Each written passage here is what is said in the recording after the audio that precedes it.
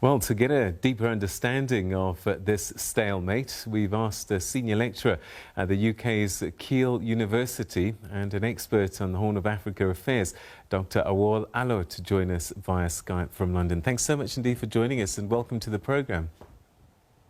Thanks for having me.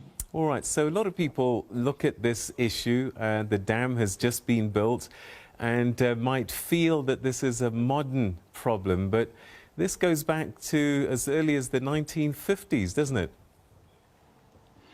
Yeah, absolutely. This is a major geostrategic issue with considerable security, economic, and political implication for the entire region. But you are absolutely right. The problem dates back to the 1950s. When Sudan and Egypt entered into a treaty, a bilateral treaty just between the two of them, whereby they essentially shared the Nile water between the two of them, with a lion's share of the water going to Egypt. Ethiopia wasn't a party to that agreement. Other riparians upstream were not consulted. They were not party to that agreement. That's where the problem started. There has been considerable economic security problems in Ethiopia over the last, at least between the 1960s until early 1990s. So the country did not have the economic means to build a dam or to exploit its natural resources. When the country developed the economic means, the diplomatic tools to exploit that natural resource, planned a dam, we ended up having this major political problem. The three countries have been negotiating for the last 10 years, and they have not came to a negotiated settlement.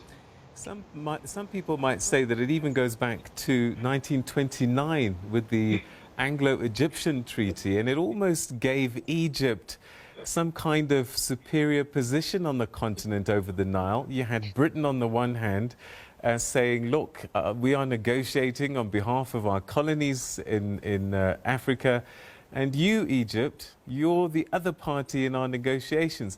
Do you think that Egypt has kind of carried almost that chosen authority from 1929 right through to today? Absolutely, and I think one of the stumbling blocks in these negotiations is the fact that Egypt insisted on what it calls historic rights and current use.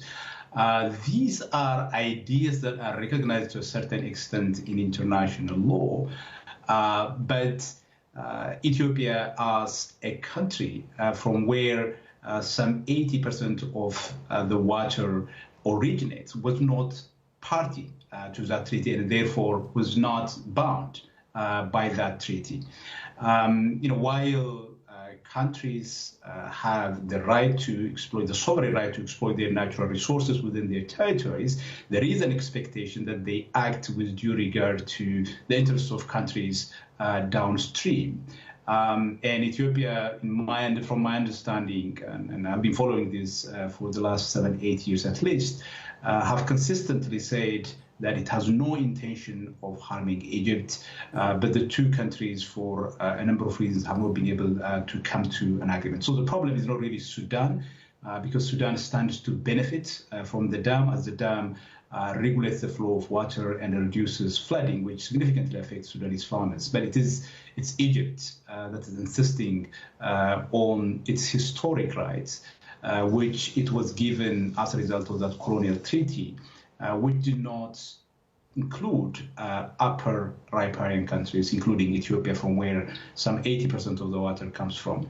I mean, what these treaties sound like, it's almost like the UN Security Council, that it was formed at a particular time in history where certain powers could make those decisions. The world has since changed significantly. So have the countries along the Nile that are dependent on the Nile as a resource, and yet they seem to have no voice. This surely is not sustainable. Well, I mean, the UN situation as an international organization, most countries would actually want to join the UN, although some of the treaties and agreements that have made some significant decisions that would affect everyone in the world have been made by those who constituted the UN in 1945. Most states found it to be in their interest to join the UN and accept those obligations that have been entered into before they came on board. But this particular situation is different in the sense that we're talking about a country being able to exploit its own natural resources on its own territory. And you have a treaty signed or entered into by colonial powers, considerable period of time ago. And this country has not been consulted. It is not a party. It does not have any obligation towards these other countries. And we have a situation where now, a country who had an interest in what Ethiopia is doing, which is Egypt, is demanding that Ethiopia should not fill the dam without reaching a deal. Where are these treaties enforceable? Well, Ethiopia's position is that it is not a party to this treaty, and therefore this treaty is not binding on it. And in international law, and I teach public international law, the rule is that treaties are binding only between those that are parties to it. There are certain principles in international law that require Ethiopia not to harm countries downstream, but Ethiopia's declaration consistently through this period since it started building the dam is that it has absolutely no intention of harming the interests of Egypt. I think Ethiopia understands that Egyptians rely on the Nile for close to 90% of their water needs. So Ethiopia tried to reassure Egypt, tried to negotiate, but I think Egyptian insistence on their historic right, which gave a significant amount of the river to Egypt, made that conversation very difficult. Several actors have participated in terms of bringing the two parties together, including the United States, the World Bank. The latest rounds of the talks were negotiated or led by President Ramaphosa of South Africa, who is the current chair of the African Union. This agreement, too, has not led to a final deal. So the three countries, Sudan, Ethiopia, and Egypt, are submitting, I think, right now, their understanding of where the negotiations are, what the points of agreements are, what the points of differences are. President Ramaphosa is expected to call another round of negotiation shortly. All right. As you've just said, Ethiopia's highlands supply more than 80% of the water that flows into the Nile.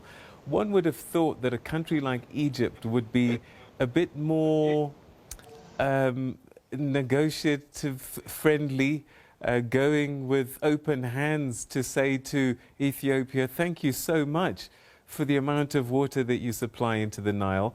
But this doesn't seem to be the case, and I'm at a loss to try and understand the logic that you would be more belligerent with a country that's basically you're beholden to.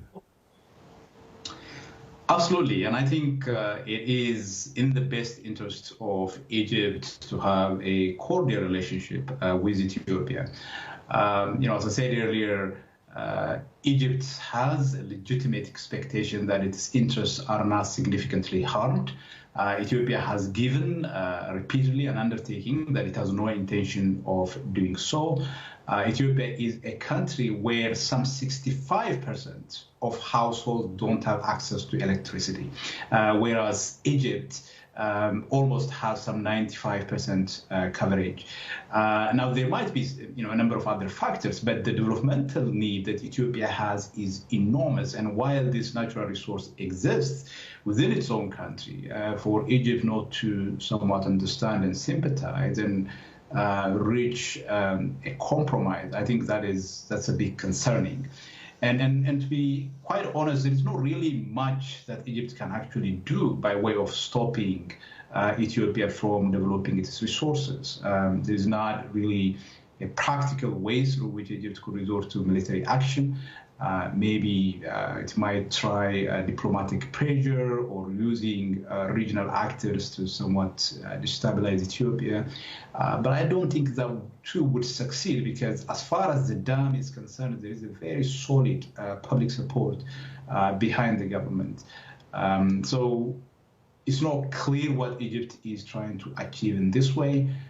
Why they haven't done as much in terms of showing room and compromise, but it's not really feasible for Egypt to prevent the construction of this dam.